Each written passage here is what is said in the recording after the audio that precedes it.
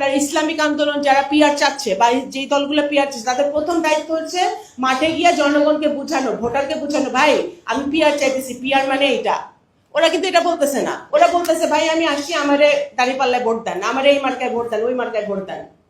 তো that means কি, ওরা পিআর শুধু ঐক্য কমিশনের রুমের মধ্যে বিস্কিট চা বিস্কিট খাইতে খাইতে চাচ্ছে।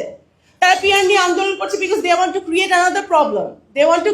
কারণ এটা আমি যখনই মনে করি, আপনি ঐক্য কমিশন 1 মাস বাড়িয়েছে না টাইম, তো ঐক্য কমিশনে আপনি একই বিষয় নিয়ে আলোচনা করতেছেন, আবার ওই বিষয় নিয়ে আপনি মাঠে যাইতেছেন, ভয় দেখাইতেছেন, আপনি আন্দোলন করবেন। কারে ভয় দেখাইতেছেন, কারে আপনি শক্তি দেখাইতেছেন? সেই শক্তি ভয়, সেই শক্তি আমরা দেখাই আসছি, সেই আমরা মায়ের খেয়ে আসছি, আমরা গুম হয়ে আসছি, আয়নাঘর দেখে আসছি, আমরা তো সেই জায়গায় ফেরত যেতে চাই না।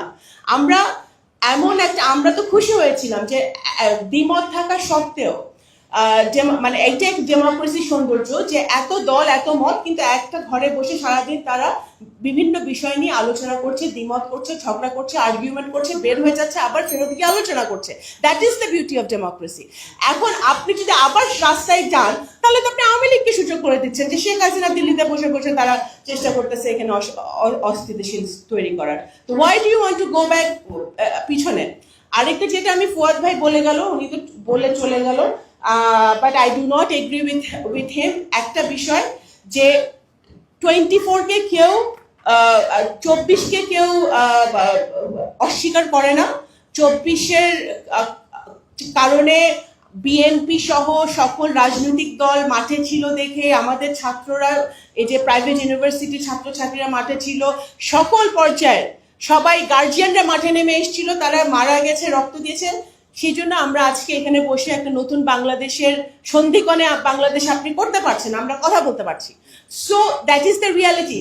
24-কে কেউ অস্বীকার করে না, 24-কে, কিন্তু আমরা 24-কে ইউনাইটেডলি দেখতে চাই, এক হিসেবে 24-কে আমরা দেখতে চাই। আমরা 71-কে, আমি এইটা বাংলাদেশ, আনফর্চুনেটলি বাংলাদেশ এমন একটা দেশ যেখানে এখনো আমাদের স্বাধীনতা সেটেলড না, স্বাধীনতা যুদ্ধ সেটেলড না, মুক্তিযুদ্ধ সেটেলড না। ওয়াই?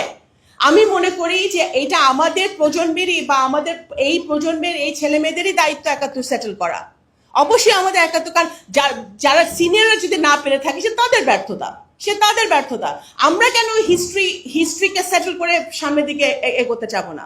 আপনি 18 বছরের, 20 বছরের, 21 বছরের ছেলে মেয়েকে জিজ্ঞেস করেন, they are not worried about 71, they are worried about তাদের চাকরি হবে কিনা, তাদের ঘুষ দিতে হবে নাকি, তারা একটা এন্টারপ্রেনার যদি হয় তারা ব্যাংক থেকে লোন পাবে নাকি।